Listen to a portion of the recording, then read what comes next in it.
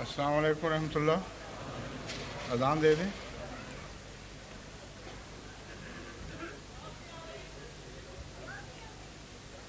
अस्सलाम वालेकुम रहमतुल्लाह। आ रही है आवाज़? अजान दे दें जिन्होंने अजान देनी है, जिनको मुकर्रर करवाया गया है। अल्लाहु अकबर, अल्लाहु अकबर,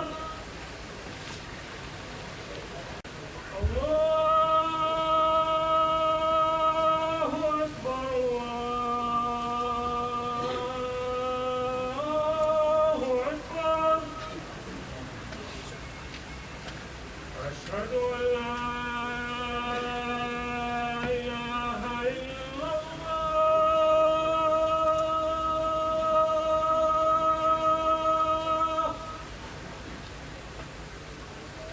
अशहदु अन ला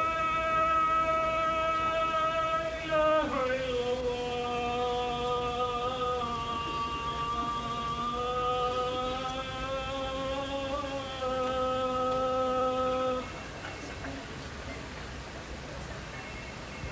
أشهد أن محمدا رسول الله.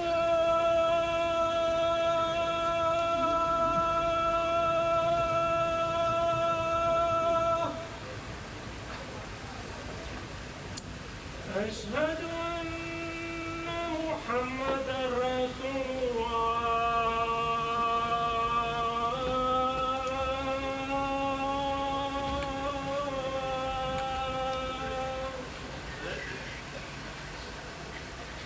حي على الصلاة.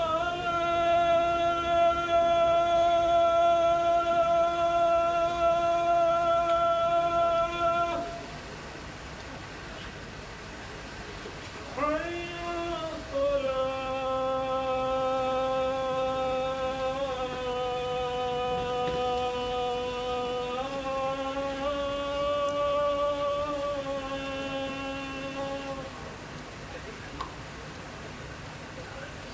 حي على الفلاح.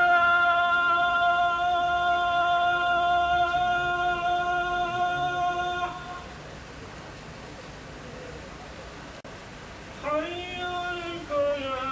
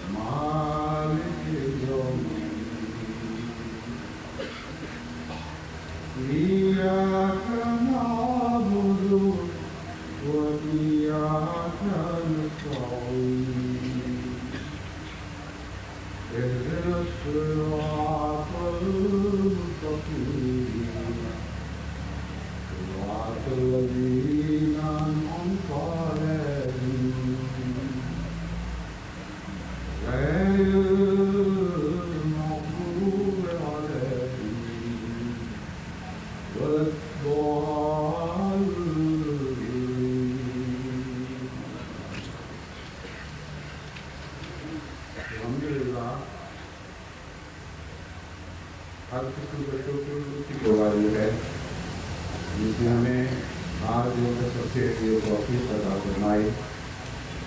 तो महज उसी के नाम और उसकी जलाल और उसी के जमाल की खातिर हम यानी अहमदी दुनिया भर से आज यहाँ इस आरजी मरकज़ इस्लामाबाद में इकट्ठे हुए हैं,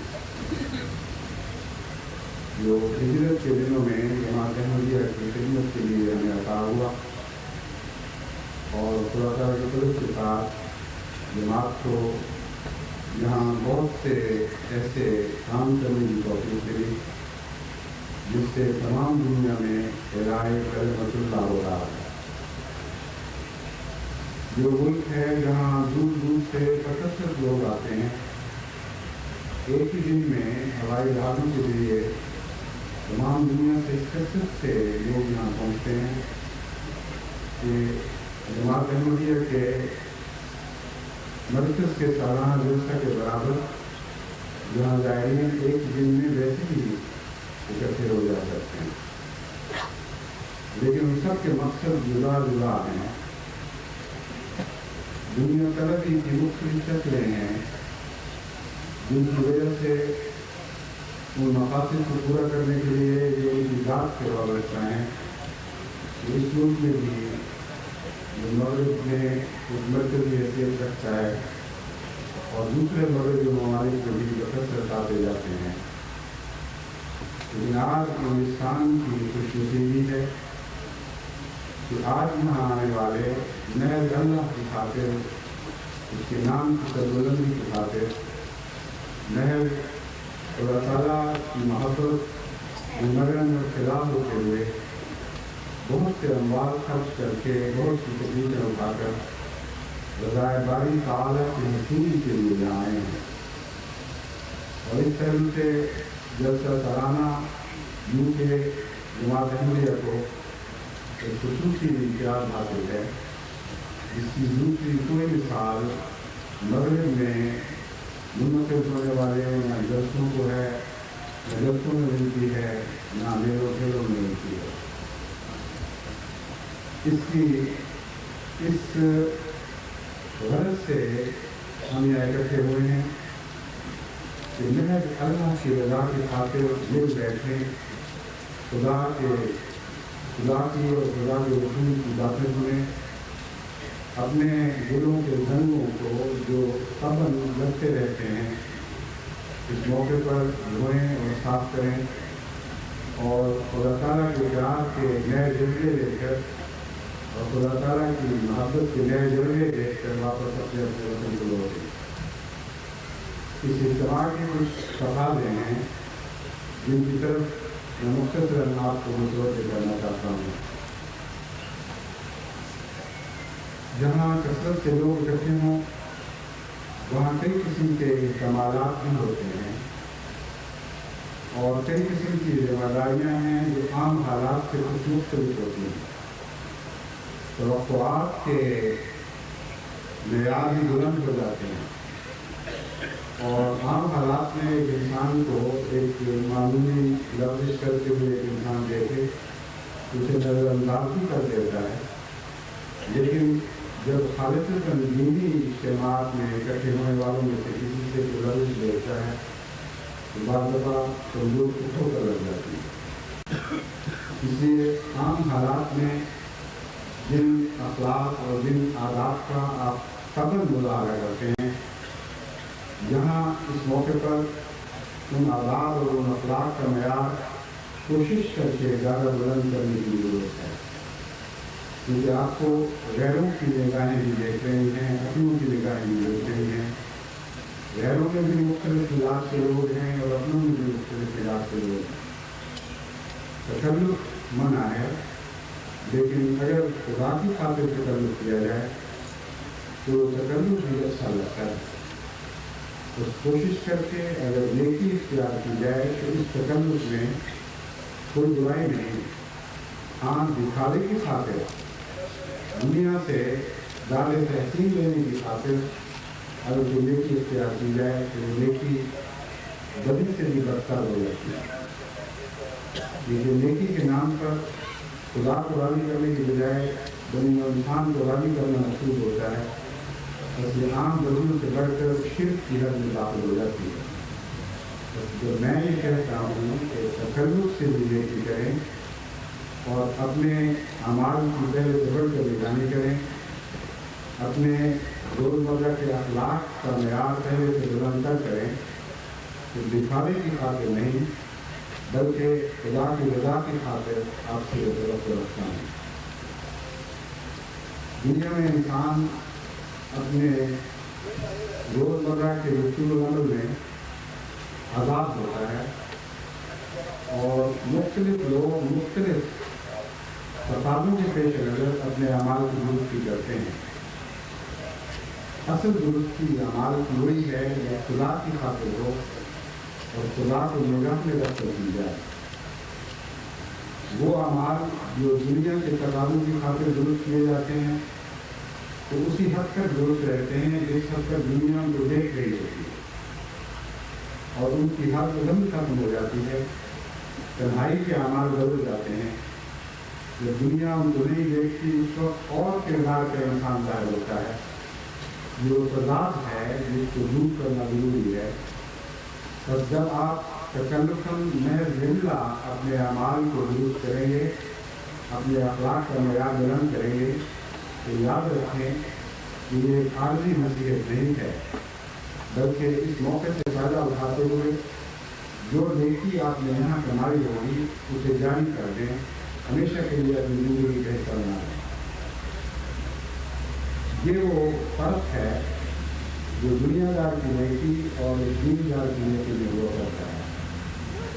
دنیا دار کی نیکیاں دنیا کی خاطر ہوتی ہیں، تو معیار بدل جائیں، تقاضے بدل جائیں تو نیکیاں بھی بدل جاتی ہیں، مگر وہ نیکیاں جو خدا کی خاطر اختیار کی جاتی ہیں کیونکہ وہ ایک لافانی ہے اور اس میں کوئی تبدیلی نہیں، اس لیے وہ نیکیاں بھی مستحکم ہو جاتی ہیں اور قرار پکڑ جاتی ہیں۔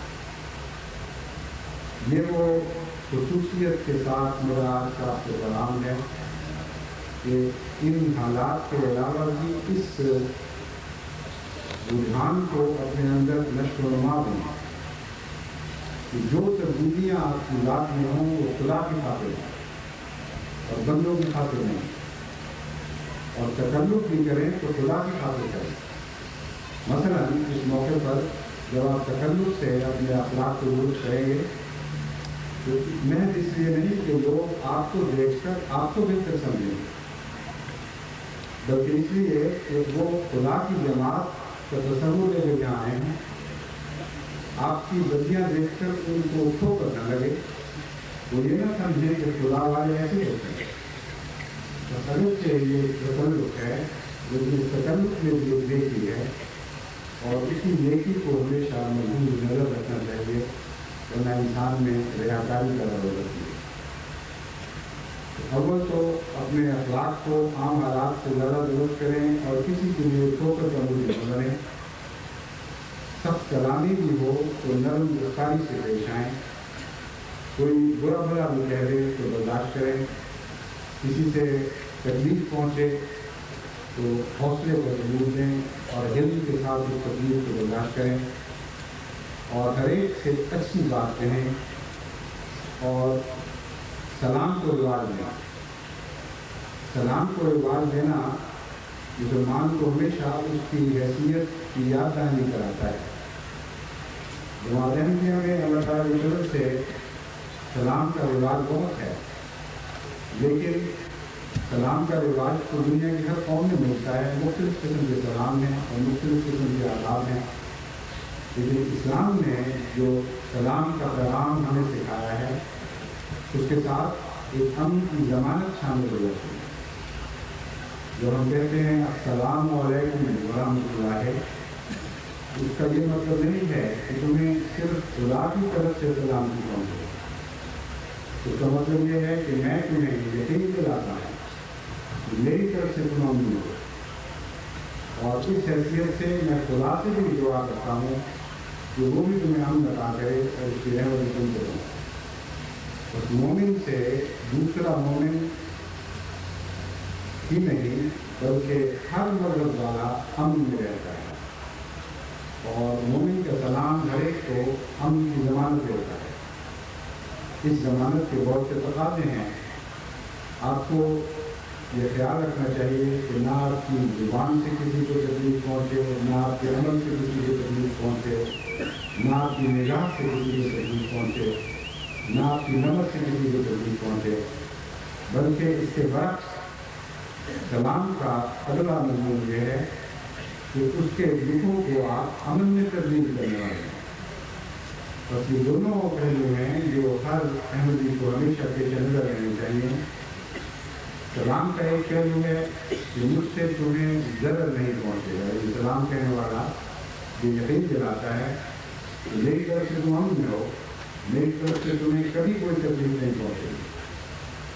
और दूसरा सलाम का पहलू ये है कि तुम्हारी तकलीफों को दूर करने की कोशिश करूँगा, तुम्हारी बेकरारियों को खराब न करूँगा। जो कुछ मुझसे मुमकिन है मैं तुम्हें रूहानी और कल्बी और ज़हनी सुकून पहुँचाने की कोशिश करूँगा। बस ये दूसरा पहलू ऐसा है जिसमें आपको अपने चारों तरफ ये निगाह रखते रहना चाहिए और होशियार रहना चाहिए। किसी बच्चे को तकलीफ में देखें तो उसकी तकलीफ दूर करने की कोशिश करें। किसी राह ढूंढते हुए को परेशान देखें तो आगे बढ़कर अस्सलाम वालेकुम कहकर अपनी खिदमत पेश करें और पूछें कि इसे क्या तकलीफ है, किस चीज़ की ज़रूरत है। गलती के महज मनफी पहलू इख्तियार न करें बल्कि मुस्बित पहलू भी आगे बढ़कर इख्तियार करें।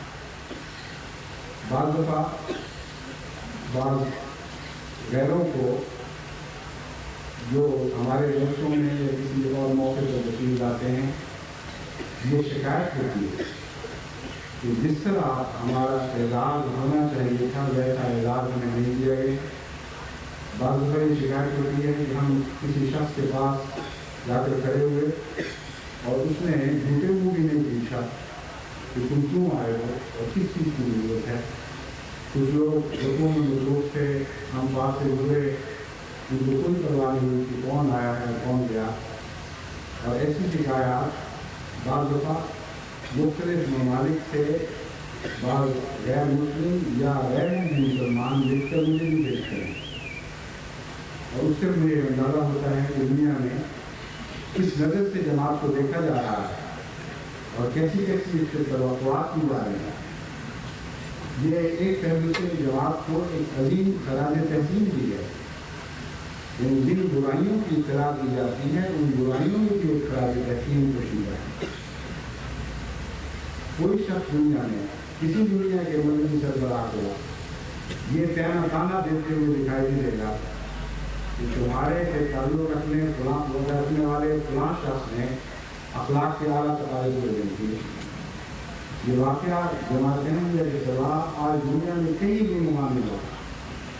और जहाँ तक जमात अहमदिया का ताल्लुक़ है, बिलाशुबा दुनिया के कोने कोने से हर शख्स जमात से तवक्कुआत ही नहीं रखता, बल्कि हर शिकायत अगर उसे तौफीक हो और पता हो कि कैसे इस शरीर तक पहुँचा जा सकता है, मुझ तक पहुँचाने की कोशिश करता है। ऐसे लोग भी हैं जिन्होंने अहमदियों को गैर मुस्लिम करार दे दिया, काफिर गर्दाना, दुनिया की हर बदी उनकी तरफ मंसूब की। मगर जब किसी अहमदी से उनको माली लेन देन में शिकवा करता हुआ तो बड़े लंबे खसूस में लिखे और कहा कि आपकी जमात और उसकी ये हालत, आपकी जमात के फलां शख्स ने लेन देन के मामले में आला अखलाकी तकाज़ों को पूरा नहीं किया। उसने हैसियत मुसलमान को उस पर जिम्मेदारियाँ आए होती थी, उनको सलाह नहीं किया। लेकिन मैं नहीं समझता कि कभी किसी ने दुनिया की किसी मौलवी को एक चिट्ठी लिखी हो कि तुम्हारी तरफ मंसूब होने वाले जो इस्लाम के बुलंद तरीन मुकाम पर कायल बताए जाते हैं, तो तमाम दूसरी दुनिया को काफिर बनाते हैं, उनमें से फलां के अखलाक में ये बिजली बात नहीं होती है। यहाँ से ये अजीब बात है कि हर साल बिलाशुबा मुझे चंद चिट्ठियाँ बड़े बड़े लोगों की तरफ से होती हैं, बहुत बड़ा काम गरीब इंसान की तरफ से, मगर मजमून वाहिद यही है کہ جماعت احمدیہ کے فلاں شخص سے ہم نے لین دین کیا اور ہم توقع نہیں رکھتے تھے کہ وہ کسی پہلو سے بھی ہمیں نقصان پہنچائے گا، لیکن وہ نقصان کا موجود بنا ہے۔ اب آپ پر آپ کی ذمہ داری ہے اس نقصان کو ادا کریں یا اس کو پکڑیں اور اس کی سرزش کریں اور ہمارا نقصان اس کو کیسے پورا کرائیں۔ میں ان کو لکھتا ہوں کہ جزاک اللہ، آپ نے جماعت سے بلند توقعات کو وابستہ رکھی ہیں۔ جہاں تک میری کوشش ہے میں اخلاقی دباؤ ڈال سکتا ہوں، لیکن میں دنیا کی عدالت کو نہیں ہوں، اور آپ نے جو غلطیاں کی ہیں ان کی ذمہ داری مجھ پر عائد نہیں ہوتی، لیکن جماعت میں کسی فرد نے اگر واقعات آپ کو نقصان پہنچایا ہے تو وہ شرمندہ ضرور ہو، اور جہاں تک میرا بس چلے گا میں اس کی اصلاح کی کوشش کروں گا۔ تو توقعات کا معیار اتنا بلند ہے کہ جو لوگ آپ کو دنیا کی ذلیل ترین چیز قرار دیتے ہیں وہ آپ سے اعلیٰ ترین اخلاق کی توقع رکھتے ہیں، اور حضرت محمد مصطفیٰ صلی اللہ علیہ وسلم کے زمانے کے مسلمانوں کا معیار آپ نے دیکھنا چاہتے ہیں۔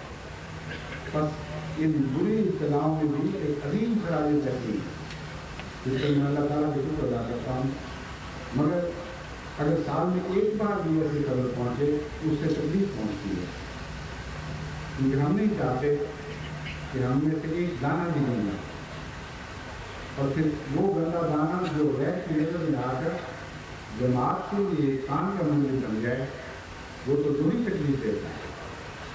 تو اس جلسے کے موقع پر بھی اس طرح اپنے انداز بنائیں، اس طرح لوگوں سے میل جول رکھیں اور ان کے ساتھ حسن سلوک کریں کہ جو واقعات ہمیں ان کی دل کی گہرائی کی توقعات ہیں ان سے بڑھ کر آپ ان پر ضرور ہو۔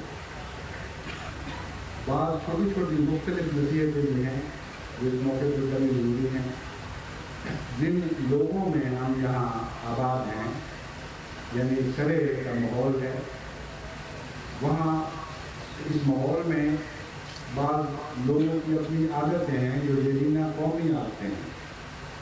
مثلا صفائی کا ایک معیار ہے، وہ اگرچہ بدقسمتی سے اب پہلے جیسا نہیں رہا، جیسا کہ ہندوستان میں 20-25 سال پہلے ہوا کرتا تھا، لیکن اب بھی تیسری دنیا کے ممالک کے مقابلے پر یہ معیار بہت بلند ہے، اور خصوصیت سے سرے کی کاؤنٹی میں کیونکہ نسبتاً زیادہ متنوع لوگ رہتے ہیں، اس لیے یہاں صفائی کا معیار ہندوستان کے بعض دوسرے حصوں میں نسبت بہتر ہے۔ کئی لوگ تماشا دینے کے لیے یہاں آئیں گے، کئی جماعت میں دلچسپی رکھتے ہوئے آئیں گے، اور کیونکہ انہیں اخلاقی جانچ کا سلیقہ نہیں ہے، یعنی گہرے اخلاق کی پڑتال نہیں کر سکتے، ان کی نظر سطحی ہے، وہ بیرونی نظر سے اخلاق کو جانچتے ہیں، اس لیے وہ یہ نہیں سوچیں گے کہ جن غریب ملکوں سے لوگ اکٹھے ہوئے ہیں ان کی اقتصادی حالت ایسی ہے کہ طبی طور پر صفائی کا معیار وہاں گر جایا کرتا ہے۔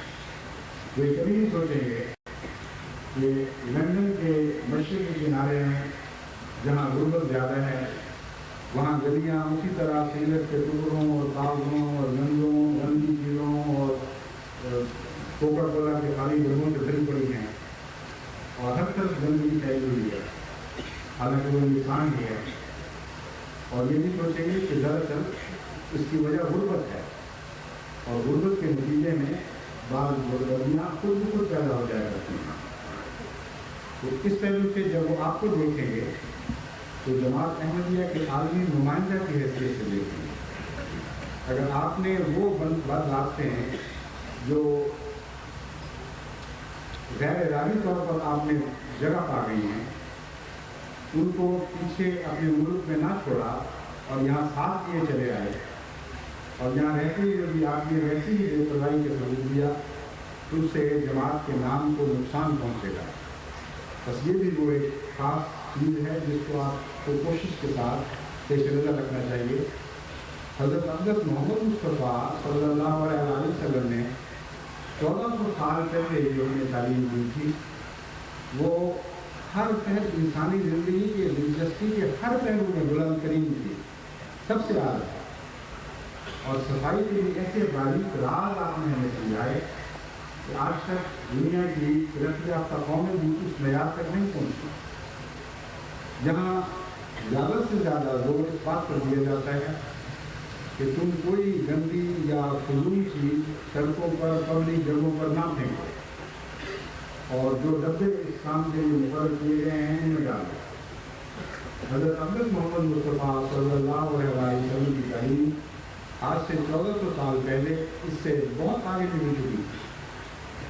آپ نے فرمایا رستوں کے حقوق ہیں، وہ رستوں کے حقوق ادا کرا، اور ایمان میں یہ بات آ رہی ہے کہ اگر رستے پہ کوئی بھی ایسی چیز جس سے نظر کو یا کسی اور چیز کو انسان کو کسی رنگ میں تکلیف پہنچتی ہو، عذاب کی چیز، اور وہ کسی پہلو سے تعلق رکھتی ہے، اس کو اٹھاؤ اور اس کو رستوں سے دور کر دو۔ تو مومن کی صفائی کا معیار یہ نہیں ہے کہ وہ گندگی نہ پھیلائے، بلکہ مومن کی صفائی کا معیار یہ ہے کہ وہ گندگی جو دوسروں نے پھیلائی ہے اس کو دور کرے۔ اور اگرچہ یہاں ہماری طرف سے انتظامیہ کی طرف سے بعض ایسے اقدام متعین ہیں کہ جو رستہ چلتے پھینکی ہوئی خراب چیزوں کو اٹھائیں گے اور مناسب جگہوں تک ان کو پہنچائیں گے، ان کی صفائی کا انتظام کریں گے، لیکن میں ہر احمدی سے توقع رکھتا ہوں، اس لیے کہ وہ حضرت اقدس محمد مصطفیٰ صلی اللہ علیہ وسلم کا غلام ہے، اس لیے کہ وہ آج حضور صلی اللہ علیہ وسلم کا سفیر بن کر یہاں ہے۔ اس لیے ہر ایک اس بات کا خیال رکھے کہ آزاد کی چیزوں سے رستوں کو اور پبلک جگہوں کو صاف و پاک کرے، جہاں کوئی خراب چیز گری پڑی دیکھے اس کو اٹھا کر مناسب جگہ تک پہنچائے، تاکہ جو عام صفائی کے معاملات ہیں یہ ہمارے لیے عبادت بن جائیں، کیونکہ حضرت صلی اللہ علیہ وسلم نے اس عادت کو ایمان کا آخری شعبہ قرار دیا ہے۔ فرمایا ایمان کے 70 درجے ہیں، ان میں سے سب سے ادنا درجہ یہ ہے کہ انسان رستے میں گری پڑی چیزوں کو اٹھائے اور چلنے پھرنے والوں کو اور دوسرے اپنے بھائیوں کو ان چیزوں کی تکلیف سے بچائے۔ اس کو اگر آپ پوری طرح سمجھ لیں کہ کیا بات فرمائی گئی ہے تو آپ کی عقل دنگ رہ جائے گی کہ جس تعلیم کا ادنا شعبہ یہ ہے اس کے اعلیٰ شعبے کیا ہوں گا۔ ادنا شعبہ یہ نہیں کہ آپ نے کوئی تکلیف یہ چیز باہر نہیں پھینکی، ادنا شعبہ یہ ہے کہ لوگوں کی پھینکی ہوئی چیزیں اٹھانی ہیں اور تکلیف سے کی چیزوں سے رستوں کو بچانا ہے۔ اس ضمن میں اور بھی بہت سی تعلیمات ہیں، مثلاً یہ کہ رستے کے حقوق میں یہ بھی ہے کہ رستوں پر کھڑے ہو کر گپے نہ لگایا کرو۔ چھاپروں کا حق ہے کہ رستوں سے گزرے، اگر تم ٹولیاں بنا کر وہاں کھڑے ہو جاؤ اور وقت میں مصروف ہو جاؤ تو چلنے والوں کو تکلیف پہنچے گی۔ اس لیے وہ تمام راستے جو اس غرض سے بنائے جاتے ہیں کہ وہاں لوگ چلیں اور اپنے اپنے مقاصد تک پہنچیں، ان رستوں کو کھلا رکھنا اور صاف رکھنا یہ ہماری ان توقعات میں شامل ہے کہ حضرت اقدس محمد مصطفیٰ صلی اللہ علیہ وسلم نے اپنی امت سے یہ فرما کر رکھی ہیں، یہ بھی ادنا توقعات ہیں، باقی سب توقعات ان سے اونچی اور بالا ہیں، بس ہمیں ادنا توقعات پر بھی پورا اترنا ہے اور بالا توقعات پر بھی پورا اترنا ہے۔ حضرت اقدس محمد مصطفیٰ صلی اللہ علیہ وسلم نے کھانے کی بھی آداب سکھائے، اور ایسے عظیم آداب ہیں کہ جہاں تک میں نے تفصیلی نظر ڈال کر دیکھا ہے، آج تک ان قوموں میں بھی وہ اخلاق کی شان سے لائق نہیں ہو سکے۔ اس کی تفصیل میں یہاں جانے کا وقت نہیں، لیکن چند ایک باتیں جو جلسے کے موقع سے تعلق رکھتی ہیں وہ میں آپ کے سامنے رکھنا چاہتا ہوں۔ کھانے کے وقت ایک دوسرے سے سینہ جھپکی کرنا یا دھکے دے کر پہلے پہنچنے کی کوشش کرنا، اس کا اسلام میں کوئی مقام نہیں ہے، اسلام کے تصور میں اس کی ایسی حرکت کی کوئی جگہ ہی نہیں ہے، بلکہ اثار کی تعلیم ہے۔ جب بھی تم کھانے کی چیز کو دیکھتے ہو تو سب سے پہلے تمہیں اپنے بھائی کا خیال آنا چاہیے۔ بھوک سے تمہاری کیسی بھی حالت کیوں نہ ہو، اپنے بھائی کو اپنے اوپر ترجیح دو، اسے کہو کہ پہلے آپ تشریف لائیں، پہلے آپ اس سے فائدہ اٹھائیں، پھر میں بھی ایسا کروں گا۔ حضرت محمد مصطفیٰ صلی اللہ علیہ وسلم نے اس تعلیم کو اپنے عمل کے ذریعے ایسے بلند و رفع مقام تک پہنچایا کہ انسان اس مقام کی طرف دیکھے تو پگڑی گرتی ہے، سر سے ٹوپی گرتی ہے۔ وہ واقعہ جو آپ نے بارہا سنا ہوا ہے، اس ضمن میں ایک عظیم مثال ہے۔ ایک موقع پر حضرت ابو ہریرہ رضی اللہ تعالیٰ عنہ بھوک کی شدت سے بےحال ہو گئے، کیونکہ حضرت ابو ہریرہ کا یہ دستور تھا کہ مسجد کا در نہیں چھوڑتے تھے۔ حضرت صلی اللہ علیہ وسلم سے ایسی محبت تھی کہ مسجد کا دامن پکڑ کر بیٹھ رہے کہ کسی وقت حضور اپنے گھر سے مسجد کے ذہن میں نکلیں، کوئی بات فرمائیں کہ اس سے وہ استفادہ کر سکیں اور اس موقع کو ہاتھ سے نہ جانے دیں۔ دیر میں اسلام قبول کیا تھا، اس لیے اس گزشتہ کوشانیوں کا اظہار اسلام نے کیا کہ اصحاب الصفہ میں شامل ہوئے اور ہمیشہ کے لیے مسجد کے اوپر رہے۔ بعض دفعہ فاقوں سے حالت یہاں تک پہنچ جاتی تھی کہ بے ہوش ہو جایا کرتے تھے اور لوگ سمجھتے تھے کہ مرغی کا دورہ پڑ گیا، اور عربوں میں رواج تھا کہ بعض دفعہ کسی عربوں میں رواج تھا کہ مرغی کو والے کو ہوش لانے کی خاطر پرانی جبی بسی جوتیاں سنبھایا کرتے تھے۔ وہ جو دلہ بھوک کی خاطر بے ہوش ہو کر مسجد کے ذہن میں پڑا ہوتا تھا، اسے بعض لوگ جوتیاں سنبھایا کرتے تھے۔ ایک موقع پر حضرت ابو ہریرہ سے جب تکلیف زیادہ برداشت نہ ہوئی تو انہوں نے قرآن کریم کی ایک آیت کو اپنے طلب کا ذریعہ بنا دیا۔ بعض آنے جانے والوں سے انہوں نے یہ پوچھنا شروع کیا کہ ذرا بتاؤ تو صحیح اس آیت کی کیا تفسیر ہے؟ تو وہ آیت یہ تھی وَيُؤْثِرُونَ عَلَىٰ أَنفُسِهِمْ وَلَوْ كَانَ بِهِمْ خَصَاصَةٌ، کہ وہ لوگ ایسے ہیں یعنی مومن کہ وہ اپنی ضروریات پر غیروں کی ضروریات کو ترجیح دیتے ہیں، غیروں کی ضروریات پر اپنی ضرورتوں کو ترجیح نہیں دیتے۔ بھوک ہو تو تب بھی وہ دوسروں کو کھانا کھلانے کے زیادہ فکر مند ہوتے ہیں۔ یہ وہ مضمون ہے جس کا اس آیت کریمہ سے تعلق ہے۔ تو ایک صحابی آئے اور وہ تفسیر کر کے آگے گزر گئے، پھر ایک اور صحابی آئے اور وہ تفسیر کر کے آگے گزر گئے، اور پھر ایک اور صحابی آئے وہ تفسیر کر کے آگے گزر گئے۔ حضرت محمد مصطفیٰ صلی اللہ علیہ وسلم اپنے حجرے میں یہ باتیں سن رہے تھے۔ جب آپ نے دیکھا کہ کسی کو اس آیت کی تفسیر سمجھ نہیں آئی اور تفسیر پوچھنے والے کا مدعا معلوم نہیں ہوا تو باہر تشریف لائے اور کہا ابو ہریرہ بھوکے ہو؟ میں تمہیں بتاتا ہوں کہ اس کی تفسیر کیا ہے۔ میرے پاس کچھ دودھ آیا ہے، اللہ تعالیٰ نے کہیں سے بھجوایا ہے، تمہاری طرح اور بھی تو بھوکے ہوں گے، جاؤ اور تلاش کرو، جو اور بھوکا ہے تو اس کو بھی ساتھ دے گا۔ ابو ہریرہ بیان کرتے ہیں کہ میں جب یہ سنا تو میرا دل دہل گیا، ایک پیالہ دودھ کا ہوگا، مجھے اتنی بھوک لگی ہے کہ وہ دودھ کا پیالہ تو مجھے بھی پورا نہیں آ سکے گا۔ اور حضور نے فرمایا ہے کہ جاؤ اور آواز دو کہ اور بھی کوئی بھوکا ہے پائے۔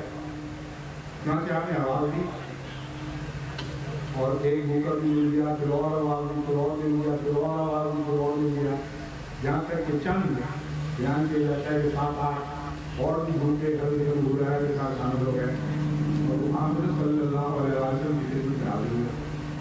آپ کے پاس ایک دودھ کا پیالہ تھا، آپ تشریف فرما ہوئے اور ابو ہریرہ کو اپنی بائیں طرف بٹھا دیا۔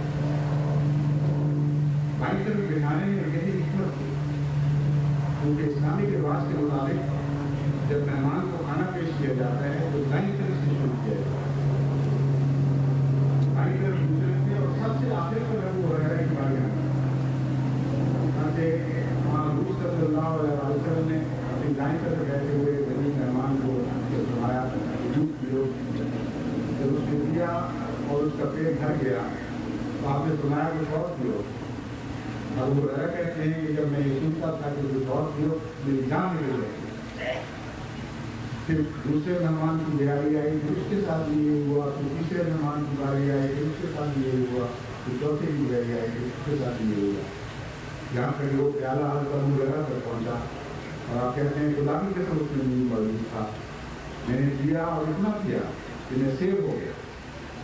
تب حضور صلی اللہ علیہ وسلم نے فرمایا ابو ہریرہ کچھ اور پیو۔ پھر میں نے کچھ اور کیا، پھر فرمایا ابو ہریرہ کچھ اور پیو، پھر میں نے کچھ اور کیا۔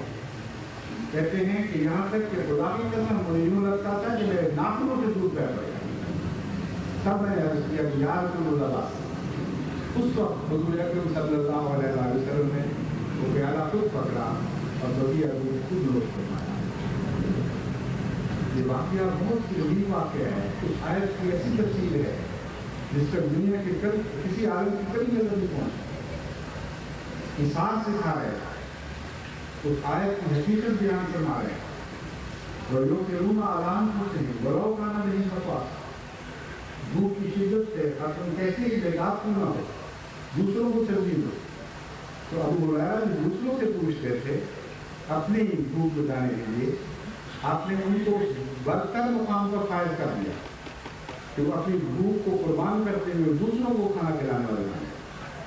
انہیں کا فیض تھا جو حضور اکرم کی وجہ سے ان کو پہنچا کہ ان سب کے بھوکوں کے لیے اس آیت کریمہ کی ایک مجسم تفسیر بن گیا۔ اور سب سے زیادہ بھوک میں مبتلا ہمارے آقا و مولا حضرت محمد مصطفیٰ تھے۔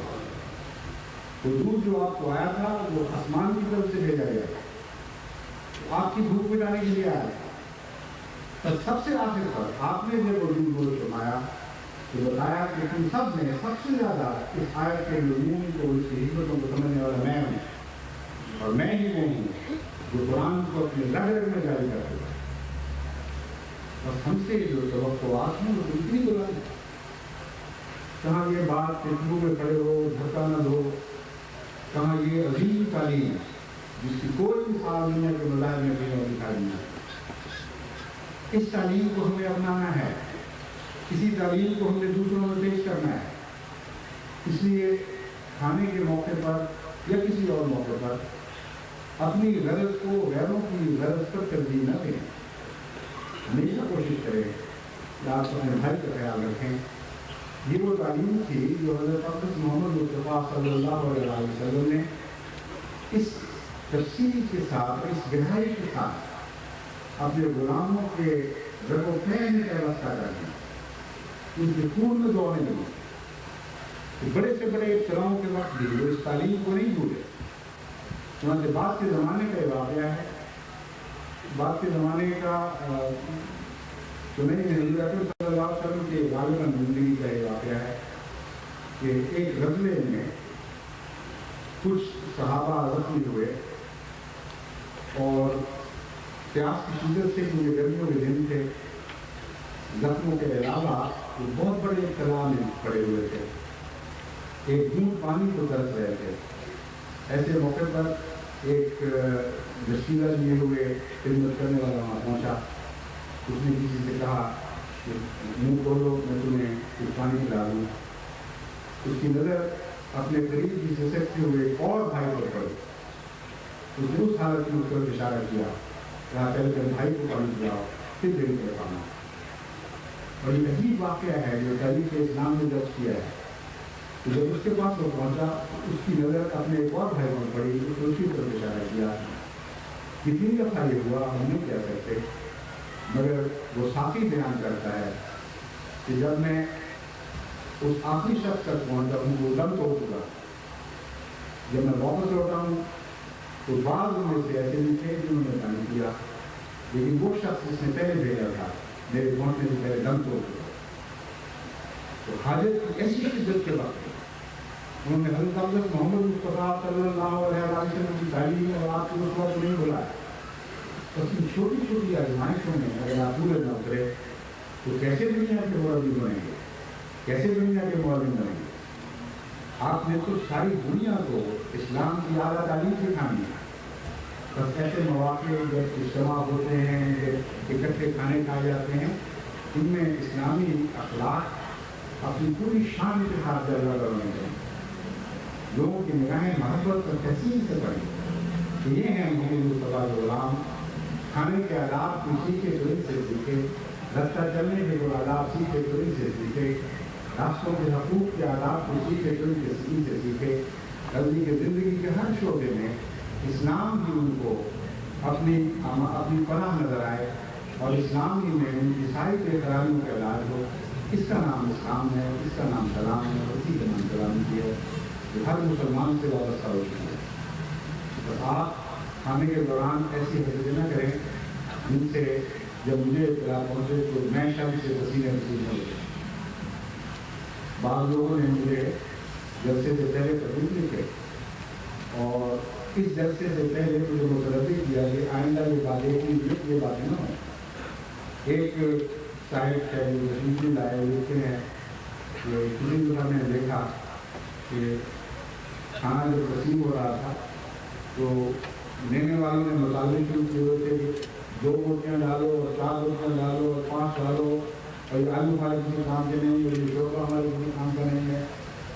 جو تقسیم کرنے والا تھا وہ بڑی مصیبت میں مل رہا تھا. کھانے کا جو توازن ہے وہ تو نہیں بگاڑا جا سکتا. کھانے میں کچھ شوربہ ہے, کچھ روٹیاں, کچھ گوشتیاں ہیں, کچھ آلو ہیں, کچھ سبزیوں ہو, مگر آپس سے ایک توازن ہے.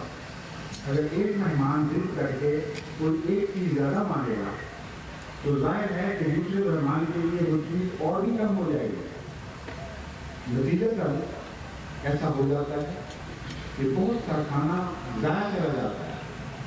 بعض لوگ اپنی حص میں یہ خیال کر کے کہ ہمیں بہت بھوک لگی ہے زیادہ چیز لے لیتے ہیں اور پھر وہ ان سے کھائی جاتی. تقسیم کرنے والوں نے مجھے بتایا کہ بتا اوقات ہم نے دیکھا ہے کہ پیالوں کے اندر آلو کے ٹکڑے, ہڈیاں, بوٹیاں ایسی جو قابل استعمال تھیں اسی طرح بچی رہے. بڑا ایسے پہلے سے ان کے شور میں بچے رہے. تو واقعہ یہ ہے کہ یہ بہت ادنا معمولی باتیں ہیں, لیکن اعلیٰ اخلاق کے تقاضے جن سے کیے جاتے ہیں ان کے کردار پر یہ داغ ہے. ان کو دیکھ لیتے بعض ظالم اور جو لوگوں نے اسلام کو تبدیلیاں کسی جن میں سے سلمان رشدی بھی ایک تھا. اس کی بدبختی دیکھیں اور یہ کہتے ہیں کہ کیسا اسلام ہے, چھوٹی چھوٹی چیزیں ہمیں سکھاتا ہے, چھوٹی چھوٹی باتوں کو پابند کرتا ہے. طہارت کیسے کرنی ہے, اٹھنا کیسے ہے, وضو کیسے کرنا ہے. یہ تو پرانے زمانے کی کوئی معمولی سی چیز ہے. آج کے زمانے کی ہمیں کیا ضرورت ہے. حالانکہ واقعہ یہ ہے کہ جو چیزیں اسلام سے کسی نے نہیں سیکھی, دنیا کی ترقی یافتہ قوموں سے وابستہ ہونے کے باوجود بھی آج تک وہ ان چیزوں سے وہ قوم کو لوگ معلوم ہیں. صفائی کے جو پاکیزہ تقاضے حضور صلی اللہ علیہ وسلم نے پورے فرمائے اور جن کو پورا کرنے کی ہمیں باریکی سے تعلیم دی, آج بھی دنیا کی بڑی بڑی قومیں ان سے ناشنا ہیں یا کب تک ناشنا ہیں. دانتوں کی صفائی کے لیجیے, بدن کی صفائی کے لیجیے, غسالت کے بعد پانی سے اپنے آپ کو پاک صاف کرنے کا ضرور دیکھ لیجیے. ہر معاملے میں 1400 سال پرانا اسلام آج کے زمانے سے زیادہ آ گیا. چنانچہ کھانے کے معاملے میں بھی حضرت صلی اللہ علیہ وسلم نے فرمایا کہ اتنا ڈالو جتنا ختم کر دو اور تمہاری پلیٹ میں زیادہ نہ رکھو. چنانچہ اگر اسی تعلیم کو اپنا لیا جائے تو دنیا سے بہت سا ضیاع, کھانے کا ضیاع ختم ہو جاتا ہے. ہمیں واقعہ یہ ہے کہ آج دنیا کی ترقی یافتہ قوموں کے کھانے اتنا کھانا ضائع ہو رہا ہے. اگر وہ ضائع شدہ کھانا کسی طریقے سے غریب ملکوں تک پہنچایا جائے تو بڑے بڑے ملکوں کی بھوک دور ہو سکتی ہے. امریکہ میں ایک دن میں جتنا کھانا ضائع ہوتا ہے وہ بعض افریقی ممالک کی سارا سال کی بھوک مٹا سکتا ہے. کوئی پرواہ نہیں ہے، اللہ تعالیٰ کا رزق ہے، پورا رزق ان کو عطا ہوا، لیکن بالکل خیال نہیں کیا کہ یہ تمام بڑی انسان کے لیے رزق عطا ہوا ہے. اس دنیا کو خدا تعالیٰ نے رزق پیدا کرنے کی جو صلاحیتیں بخشی ہیں صرف ایک قوم کے لیے نہیں ہیں، بلکہ ہر انسان کی کم از کم ضرورتیں پوری کرنے کی خاطر ہے. پر جہاں بچت کی عادت نہ ہو، جہاں ضیاع کے خلاف طبیعت میں ایک رد عمل نہ پیدا ہو، جہاں مزاج ایسے نہ ہو کہ خدا تعالیٰ کے رزق کا احترام کیا جائے، اسے بے وجہ ضائع نہ کیا جائے، وہاں بڑی سے بڑی ترقی یافتہ قوم بھی ادنا اخلاق کے تقاضوں سے نیچے اتر آتی ہے. یہ عجیب نظارے آپ کو آج بھی امریکہ میں دکھائی دیں گے کہ وہاں کے لاکھوں بھوکے، افریقہ کو تو چھوڑیے، ان کو پاکستان کی بات نہیں ہوئی، افریقہ بھی کے لاکھوں بھوکے ان 10 دنوں سے جہاں ہر قسم کے گن پھینکے جاتے ہیں، کھانے تلاش کر کے نکالتے ہیں اور اس سے اپنی بھوک مٹاتے ہیں. اور کوئی حص نہیں ہے کہ اس کھانے کو جو کسی انسان کے کام آ سکتا ہو جلدی میں پھینکنے کی بجائے ایسا نظام جاری کیا جائے جس سے بھوکے سے استفادہ کر سکے. رسول اکرم صلی اللہ علیہ وسلم نے اس زمانے میں کیسی شاندار تعلیم دی کہ کوئی کھانا ضائع نہیں ہونا چاہیے اور اپنی پلیٹ میں اتنا ڈالو جتنا ختم کر سکے اور صاف پلیٹ کو رکھو. مجھے یاد ہے یہ بات، بنگال ہم غالباً تقریبی کے دورے پہ گئے تھے. حضرت وحید اللہ صاحب مرحوم جی ہمارے خانے کے ساتھ تھے. ایک موقع پر کھانے پر غالباً تروور تھا یا مجھے یاد نہیں کون سی جگہ تھی، کھانے پر مجھے پتہ لگا کہ یہاں کے مہمان بےحد مہمان نوازی اور بہت تکلیفات سے کام لیتی ہے، اس لیے ذرا ہوش کے ساتھ یہاں کھانا کھائیں اور اپنے آپ کو بچانے کی کوشش کریں. حضرت محمد صاحب مرحوم کو ایک لطیفہ پوچھا، انہوں نے میرے کان میں کہا کہ یہاں رواج یہ ہے کہ اگر مہمان پلیٹ خالی کر دے تو ضرور اس کو بھرتے ہیں، اور میں جانتا ہوں کہ آپ سنت کے پیش نظر پلیٹ ضرور خالی کریں گے اور یہ آپ کا پیچھا نہیں چھوڑیں گے جب تک کہ آپ کی پلیٹ کو دوبارہ نہ بھر دیں اور آپ کو پھر سنت کا خیال آ جائے گا اور پھر آپ خالی کریں گے، پھر یہ بھرنے کے کہاں تک چل سکتے ہیں. آپ نے کہا یہ بات خود سمجھ لیجیے، لیکن صاحب گناہ تھا ان کے ساتھ انہوں نے یہ کہہ گئی چنانچہ میں نے کہا دیکھیں کیا ہوتا ہے. میں نے تو اپنی پیٹ میں مجبوراً تھوڑا سا چھوڑ دیا کیونکہ یہ ایسی مشکل تھی ہر میرے پاس نہیں تھا. تو مجھے تو میں نے پہلے تو پوچھا جاؤ کھائیں، میں نے کہا زیادہ میرا پیٹ ضروری ہے.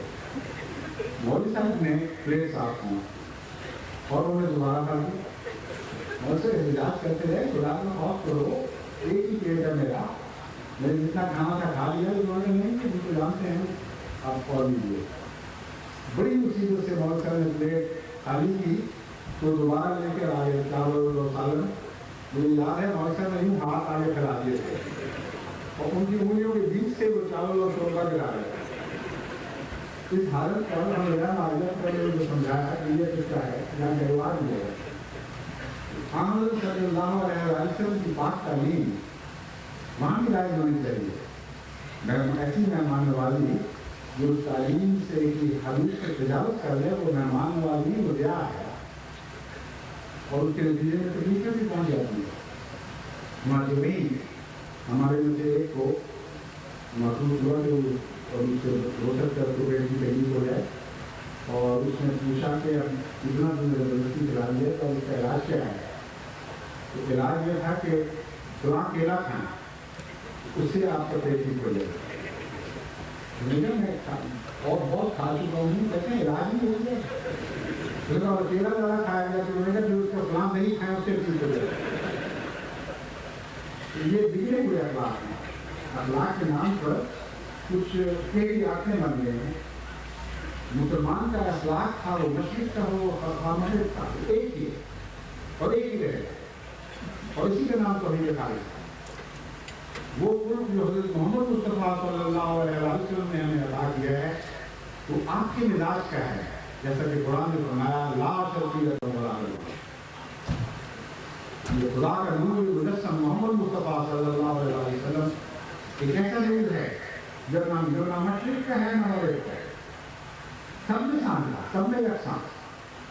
تو وہ احمدی جس نے تمام دنیا کو اعلیٰ اخلاق کی تعلیم دینی ہے، اسے اسی نور سے وابستہ ہونا پڑے گا، اسی کے قدموں سے وہ تعلیم حاصل کرنی پڑے گی جو تمام دنیا کے اخلاق کو چمکا سکتی ہے۔ اور یہ بالکل پرواہ نہ کرے کہ دنیا کو کیا تعلیم دیتی ہے کہ چھوٹی چھوٹی باتوں میں بھی تم ان کی ہدایت کے تابع ہو۔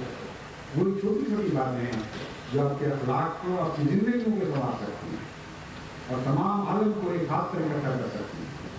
بس کھانے کے معاملات میں بھی کوئی ایسی بےہودہ بات نہیں ہونی چاہیے جو اسلام پر تانے کا کسی کو موقع دے۔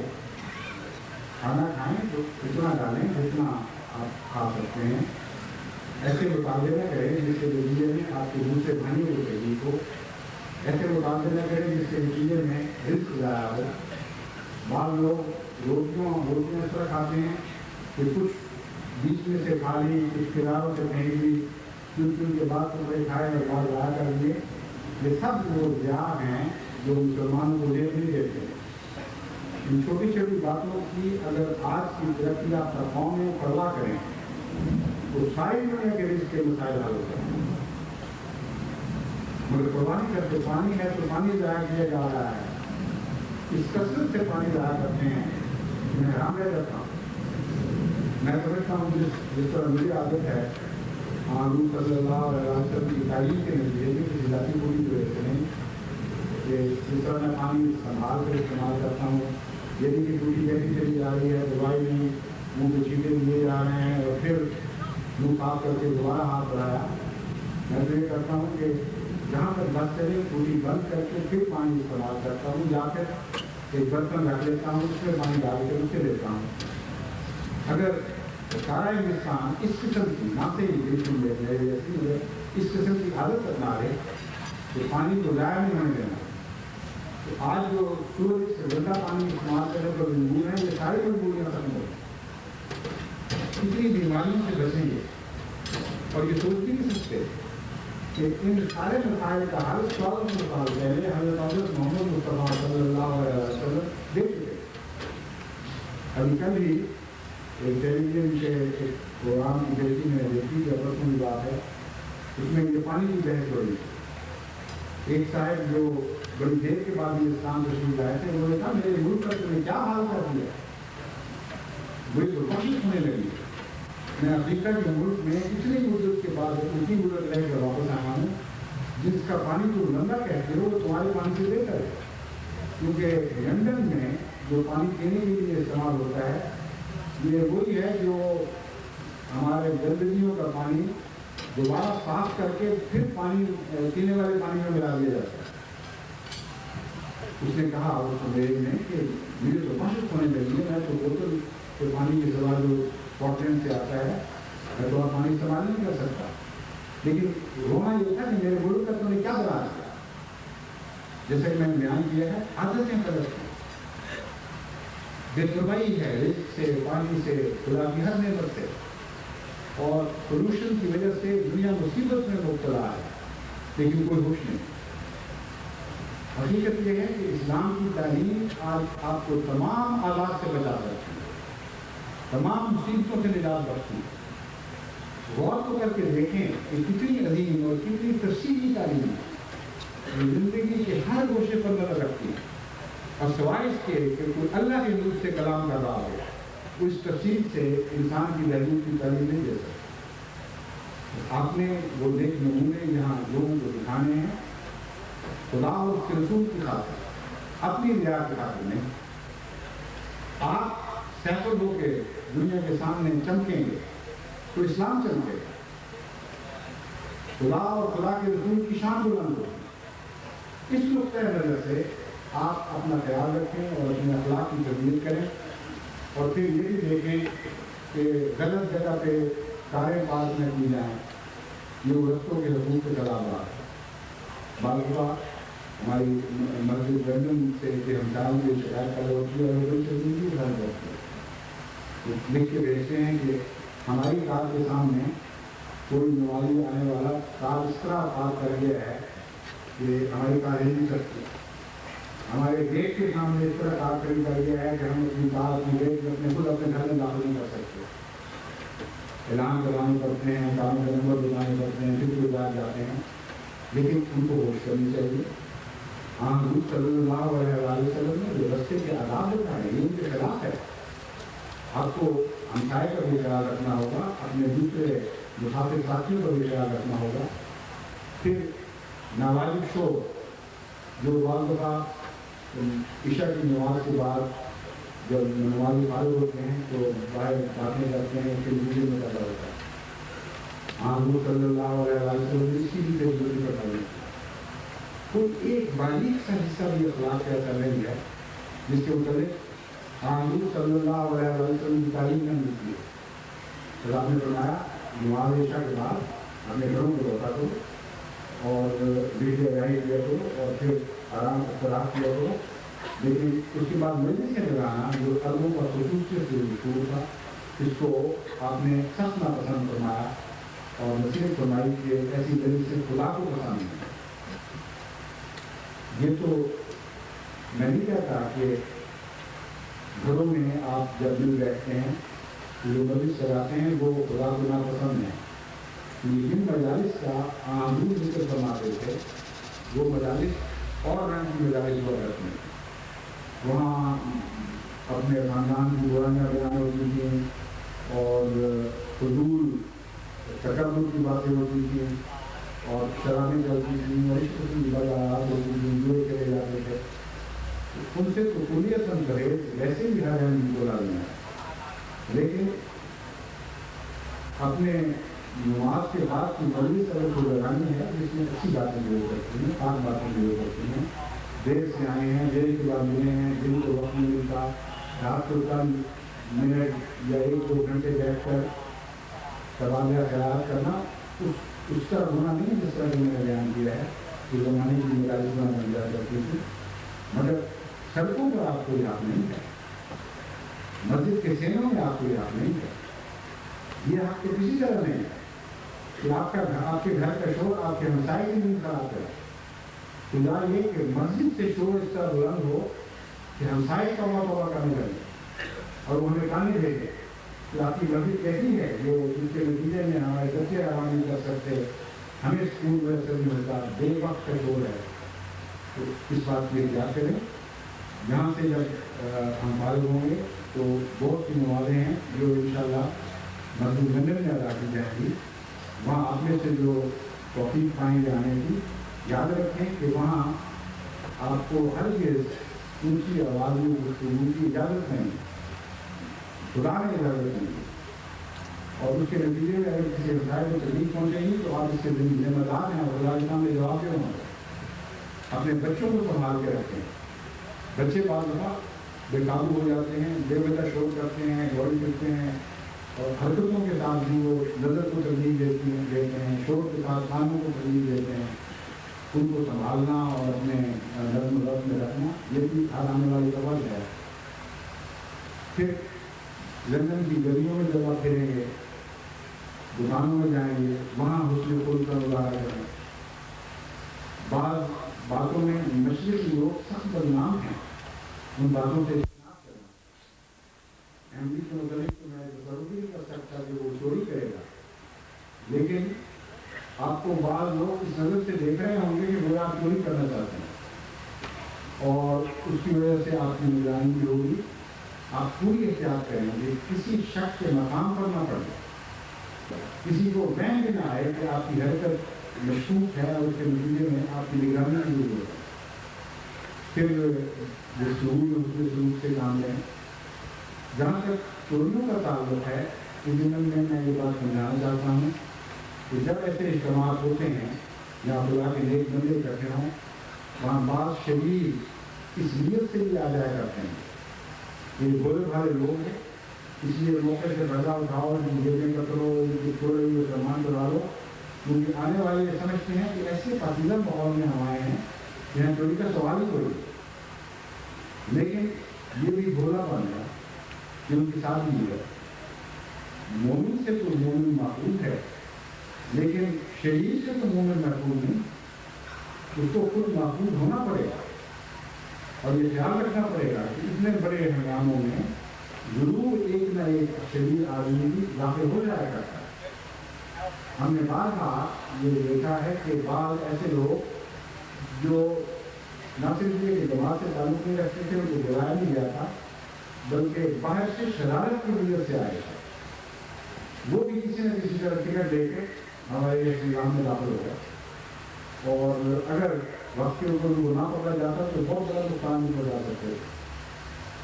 تو اپنی چیزوں کی حفاظت کریں، آپ بھی تو اپنے آپ سے امن میں رہنے چاہیے، اس لیے آپ کی فراست کا تقاضا یہ ہے کہ اپنے مال کی پوری طرح حفاظت کریں، ہم کسی لوگ دوسرے کو نہ اطلاع میں ڈالیں نہ خود اطلاع میں پڑیں۔ کسی دفعہ یہ شکایتیں پیدا ہوئی تھی کہ کوئی شریف گروہ لڑکوں کا ایسا آ گیا تھا جس نے جو عورتوں میں داخل ہو جاتا تھا وہاں بھی گولیاں کی، مردوں میں بھی بعض دفعہ بندوئی رقموں کا نقصان بتایا۔ تو اس کے لیے آپ سب کو نظر رکھنی چاہیے۔ مومنوں کے متعلق یہ بالکل غلط تصور ہے کہ مومن دردو مال ہوتا ہے۔ ہمارے ہندو پاک میں لوگ یہ کہتے ہیں کہ مومن دردو ہوتا ہے، وہ مومن پتہ نہیں کون سا دردو ہوتا ہے۔ جو مومن ہم نے حضرت محمد مصطفیٰ صلی اللہ علیہ وسلم کی زبان سے سنا ہوا ہے وہ تو یہ ہے، آپ فرماتے ہیں مومن کی فراست سے ڈرو، وہ خدا کے نور سے دیکھتا ہے، وہ بزرگ نہیں ہوا کرتا، وہ دلوں کے حال بھی پڑھ لیتا ہے۔ حضرت حضرت محمد مصطفیٰ صلی اللہ علیہ وسلم کا فراست کی فراست کا بیان کرتے ہوئے قرآن کریم فرماتا ہے کہ تم کی پیشانیوں سے ان کے دلوں کے حال جان لیتا ہے۔ تو جو واقعہ حضرت ابو ہریرہ کا میں نے سنایا تھا، وہ ایک واقعہ نہیں، ایسے بے شمار واقعات رسول اللہ صلی اللہ علیہ وسلم کی زندگی میں گزرے ہیں کہ چہرہ دیکھتے تھے اور پہچان لیا کرتے تھے، بات سنتے تھے اور پہچان لیا کرتے تھے۔ بس جس آقا کے آپ غلام ہیں اس سے فراست کیجیے، آپ سے تو چوری کی توقع نہیں، لیکن چوروں کو تو آپ سے بہت توقعات ہیں، ان توقعات کو جھوٹا کریں، ان کو رد کریں، نامراد بنا کریں، اپنے کی حفاظت کریں اور اپنے بھائی کے مال کی حفاظت کریں۔ غزے کی زندگیاں گزریں گے، بہت پاکیزہ ماحول میں گزریں، نمازوں کا خیال رکھیں۔ قرآن کریم نے توحید کے عقیدے کے بعد سب سے زیادہ جس بات پر زور دیا ہے وہ عبادت کا قیام ہے۔ بس آپ پر فرض ہے کہ جتنی دیر یہاں ٹھہریں عبادت کو اولویت دیں۔ بعض دفعہ ایسی شکایتیں ملتی ہیں کہ بعد میں میری اصل مجھے بتاتے ہیں کہ ہم اٹھے نماز کے لیے گئے، تہجد کے گئے، خیال آیا کہ کوئی نوجوان ہے کوئی میں نماز پر آ جائیں گے، لیکن جب واپس جا کے دیکھا تو نماز کے بعد بھی کوئی ہوتا ہے۔ یہ وہ چند دن ہیں جو غفلت کی حالت میں بسر نہیں ہونے چاہیے۔ میں جانتا ہوں کہ مسافرت میں ایسے حالات ہوتے ہیں کہ انسان زیادہ تھک جایا جاتا ہے، بعض دفعہ نیند غلبہ کر دیتی ہے، لیکن یہ جو استثناء ہیں یہ روزمرہ کی باتیں نہیں۔ روزمرہ کی زندگی میں آپ کو نماز کا محافظ اور نگران رہنا چاہیے، اور اس کردار کا یہاں مظاہرہ ہونا چاہیے، مظاہرے کی خاطر نہیں بلکہ کبھی حالت کے طور پر، جو آپ کے ساتھ ہمیشہ کے لیے آپ کی زندگی کے دل بن چکی ہے۔ نمازوں کو اولویت دیں۔ جب اذان آپ کے کانوں میں پہنچے، اذان کے بعد آپ کے کانوں میں پہنچے تو جلد از جلد دوسرے کاموں کو چھوڑ کر خدا کی آواز پر لبیک کہتے ہوئے مسجد کی طرف دوڑیں، اور صبح بھی اٹھے تو محبت اور پیار کے ساتھ اپنے ساتھیوں کو اٹھائیں۔ حضرت صلی اللہ علیہ وسلم کا دستور یہ تھا کہ جب آپ کی اہل خانہ میں سے کوئی نیند سے مجبور ہو تو نرم ہاتھوں کے ساتھ پانی کی چھینٹیں دیا کرتے تھے، اس طرح اس کی جان کھل جائے۔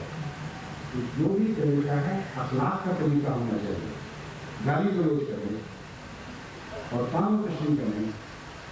وہ صاحب جنہوں نے مجھے لکھا تھا، ایک موقع پر میں نے ان کو بھی سمجھایا تھا کہ آپ اب غیر نہیں ہیں، آپ کو احمدی رکھتے ہیں۔ آپ کو یہ کیسے خیال آیا کہ پاکستان کے احمدی آپ سے زیادہ اسلام پر حق رکھتے ہیں؟ اسلام تو سب کا ہے۔ اگر اپنے کمزور بھائی کو آپ نے دیکھا تو محبت اور پیار سے اس کو سمجھانا چاہیے تھا، پانی کی چیزیں دیتے، اس کی منت کرتے، تو کہتے دنیا تم پھر سے سیکھو کہ اسلام میں پیدا ہوئے، تمہیں تو چاہیے تھا کہ تم مجھے اسلام سکھاتے۔ میں بعد میں آنے والا ہوں اور میں تمہیں سکھا رہا ہوں نبی کہ تمہارے لیے ٹھوکر کا کوئی سوال نہیں تھا، اگر تم ٹھوکر کھاتے ہو انسانوں سے تو دونوں سے خدا کے لیے جو خدا کا ہو جائے اس کے متعلق قرآن کریم فرماتا ہے جنگ سے کام والا ایسے عروا پر اس نے ہاتھ ڈال دیا، ایسے مضبوط کڑے پر اس کا ہاتھ رکھ دیا کہ کوئی دنیا کی طاقت اس ہاتھ کو توڑ نہیں سکتی، کسی انسان کے اخلاقی کمزوری اس کے دین کو نقصان نہیں پہنچا سکتا۔ بس اپنے دین کو ایسا مضبوط بنائیں کہ کسی شخص کا گندے سے گندا کردار بھی آپ کو متزلزل نہ کر سکے، اور اپنے دین کو ایسا بنائیں کہ دو تینوں کو سنبھالیں اور ان کو سہارا دیں۔ کسی نے کیا خوب کہا ہے کہ نشہ پلا کے گرانا تو سب کو آتا ہے، مزہ تو سب ہے کہ گفتوں کو تھام دیتا ہے، فساد بھی گفتوں کو تھامنے والے بنے، لوگوں کو گرانے والے نہ بنے۔ خدا کرے کہ ایسے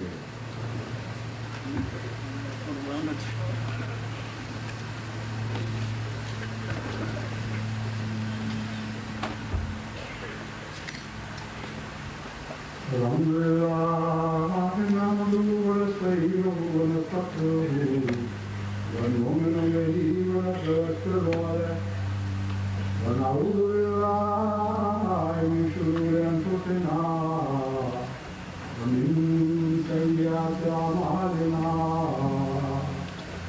من يهده الله فلا مضل له من يهده الله فلا مضل له ومن يضلله فلا هادي له ونشهد ان لا اله الا الله وحده لا شريك له ونشهد ان محمدا عبده ورسوله عباد الله رحمكم الله إن الله يأمر بالعدل والإحسان وإيتاء ذي القربى وينهى عن الفحشاء والمنكر والبغي يعظكم لعلكم تذكرون اذكروا الله يذكركم وادعوه